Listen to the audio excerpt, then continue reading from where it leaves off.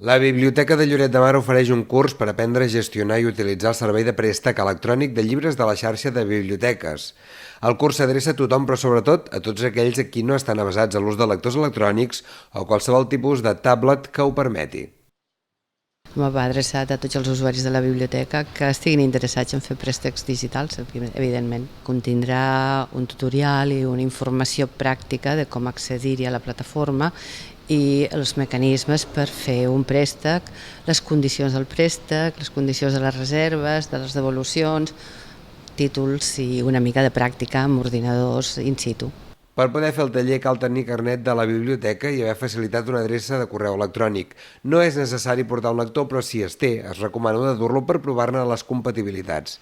I és que cada cop més l'ús de llibres electrònics és una realitat que es fa més present, no per substituir els llibres tradicionals, però sí com a eina més lleugera de lectura. Bé, jo crec que el futur, és una percepció personal, evidentment, el futur és híbrid. Jo no crec que sigui només amb un suport, però el que està clar és que els nous suports són ja no el futur sinó el present. Ja n'hi ha nanos, els nanos que pugen avui en dia ja són nadius digitals i creixen amb una tablet, amb les apps educatives, que nosaltres també fem tallers de tant en tant, i continuen amb l'smartphone i acaben en l'ordinador o no, i en fi, què els hi anem a explicar?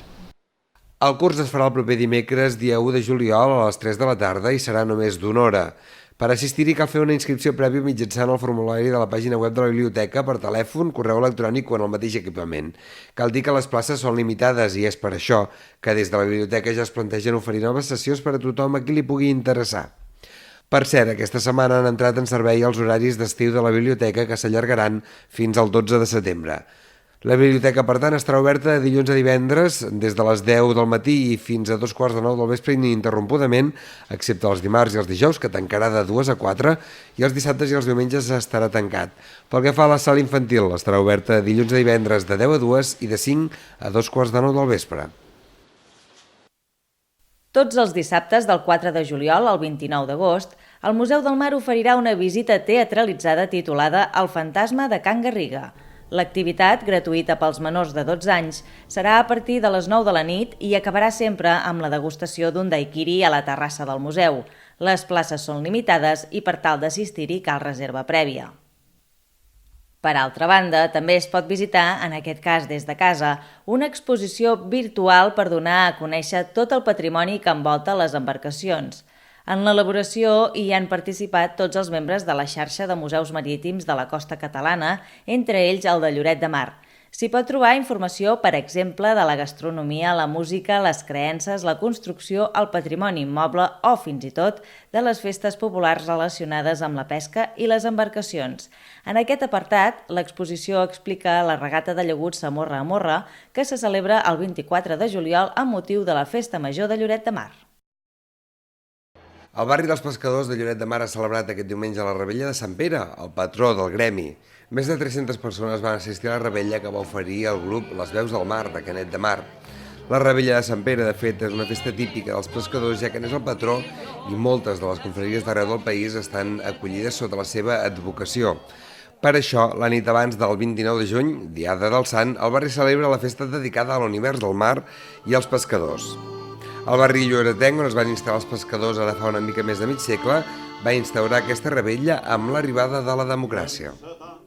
Avui celebrem la 34a Rebella de Sant Pere. Això va començar en temps de que hi havia d'arcalde aquí en Joan Domènec Moner, que llavors encara no es feien gaires habaneres per aquí Lloret, i van dir, veus, podríem fer-ne aquí, que és un barri així, i des de llavors hem anat fent-los cada any, i mira, es va fent les habaneres aquestes. I ja és una cosa típica d'aquí del poble i d'aquí del barri també. I aferrat al pal de Messana cridava ben fort, el mar és per mi. El grup musical Les Veus del Mar va repassar habaneres i cants de taverna dels més clàssics i coneguts, fet que va animar la gent a cantar-les. Cridava ben fort, el mar és per mi. La ballada va ser també acompanyada d'un rom cremat i de diverses rifes. Sí, fem una rifa, mira, per ajudar-nos després amb algunes coses que fem aquí en el barri, si fem alguns centimets, són de bon agrair.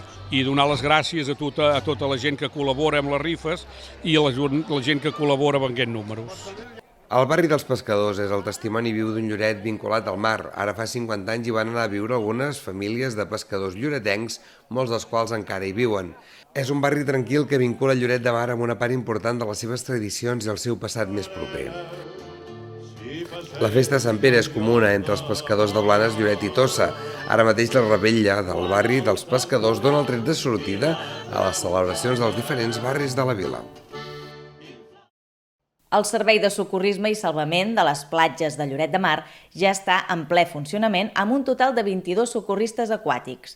L'equipament del servei enguany consta de 2 llocs de socors i primers auxilis, 4 punts d'intervenció i assistència sanitària i 9 cadires de vigilància. A més, es complementa amb una embarcació, una moto aquàtica, 2 vehicles, 2 ciclomotors i 6 desfibriladors. El servei, al centre i fanals, estarà actiu de 10 del matí a 7 de la tarda fins al 15 d'octubre i a Sa Boadella, Santa Cristina i Canyelles de 2:15 a 2:15 fins al 30 de setembre. Per altra banda, enguany s'ha ampliat la dotació de personal en el servei per a persones de mobilitat reduïda. Aquest reforç és degut a la creixent demanda experimentada l'any passat en el que, per exemple, es va utilitzar la cadira amfíbia gairebé 500 vegades.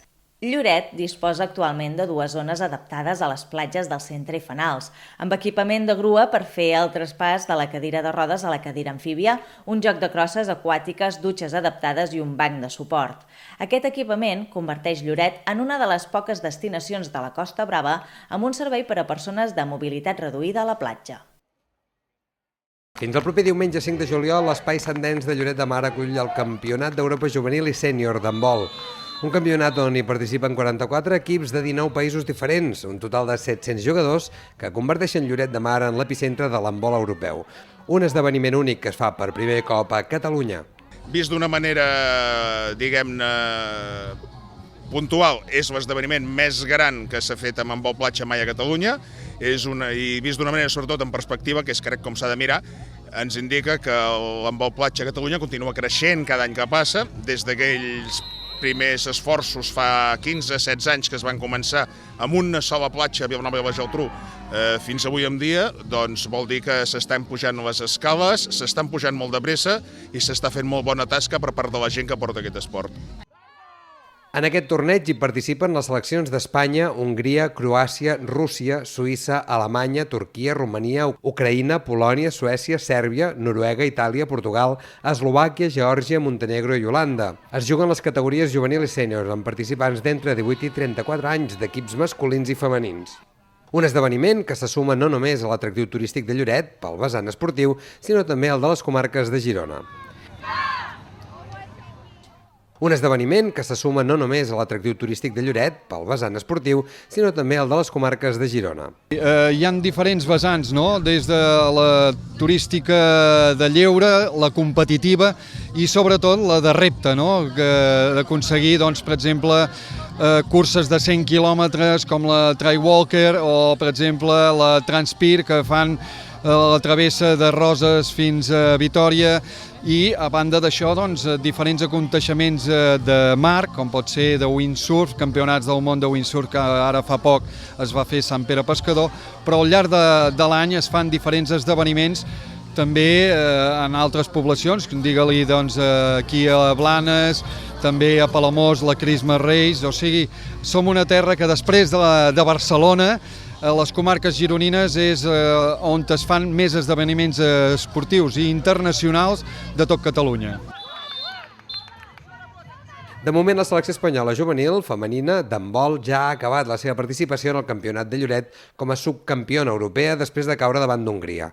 La selecció masculina s'ha endut el bronze d'aquest campionat. Pel que fa als absoluts, el sènior, la femenina porta 2 victòries i una derrota i la selecció masculina 3 victòries. El desenllaç aquest cap de setmana.